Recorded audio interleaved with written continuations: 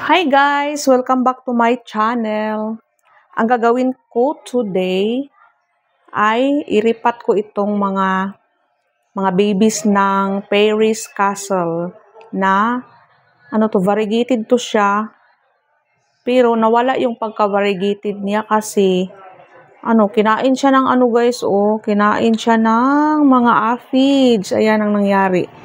Hindi ko kasi sila na-sprayhan palagi ng mga pesticide o insecticide. So, ayan. So, baka mabuhay pa itong mga babies niya. Iripat ko na lang ito. So, may nakuha na ako. May mga lininisan ko pa ito kasi maraming mga aphids. Ayan, dumikit sa nila, katawan. Pag yung aphids punta na sa dito sa dulo dito, papasok na sila doon sa kanilang sa head, papasok tapos pupunta sa kanilang bituka at ayun na kagaya nito yung sa ilalim ang una nilang pinasukan na hanggang sa pupunta sila dito. Ayan, grabe ayan aphids yan. Grabe naman to. Yung mga iba kong mga Paris Castle na may mga gipang-graft ko pa. Ubos lahat. Grabe tong aphids pag hindi mo siya maagapan. Kawawa yung ating mga cactus. Yan So itong iba, igagraft ko na lang ito bukas.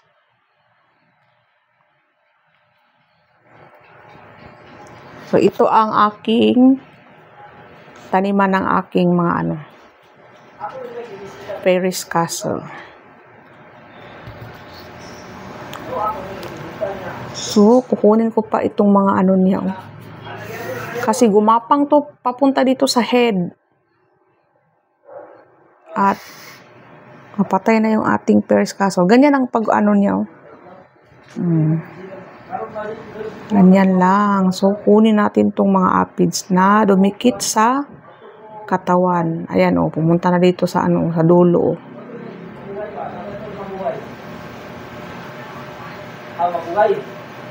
Grabe naman to.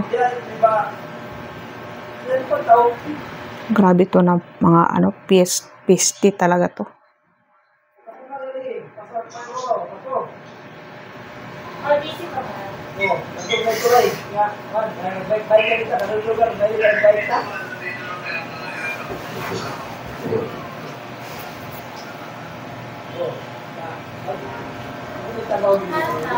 Ganito lang ang pagtanim ng mga Paris Castle.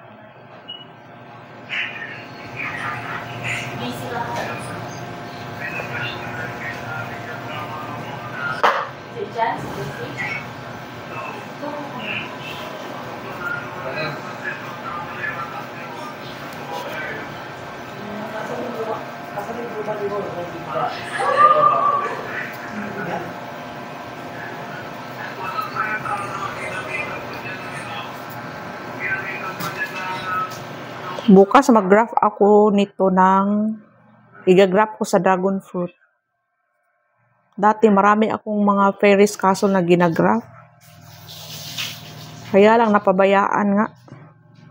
Hindi ko kasi nabilhan ng 7 insecticide.